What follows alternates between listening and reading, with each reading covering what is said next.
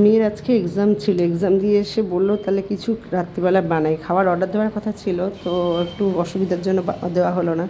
মেয়ে বানালো বাটার নান আর চিকেন কষা। চিকেন কষাটা পুরো অন্যরকমভাবে বানালো, আর বাটার নানটাও ভালো, নিজেই সব করেছে, আমাকে কিছু করতে হয়নি। পরীক্ষা দিয়ে এসে এত পরিশ্রম করে এসে করেছে, ফাটাফাটি হয়েছে খাবার। ও সব পারে, আমার থেকেও ভালো রান্না পারে, ভালো কুক।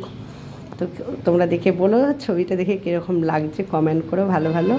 আর প্লিজ আমার চ্যানেলটাকে সাবস্ক্রাইব করো। ইয়াম্মি খাবার লাগছে।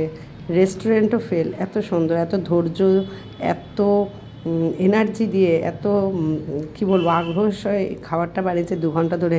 জাস্ট ফাটাফাটি, অসম অসম। মানে না খেলে তোমরা বুঝতে পারবে না খাবারটা এত সুন্দর হয়েছে। তার খেতে খেতে রাত হয়ে গেল, খেতে পাচ্ছি না, সেই খাবারটা মুখে এখনও লেগে রয়েছে। খুব ভালো হয়েছে খাবারটা, ফাটাফাটি ফাটাফাটি, লাজবাব লাজবাব, কিছু বলার নেই আর, অসাধারণ হয়েছে। Bye bye.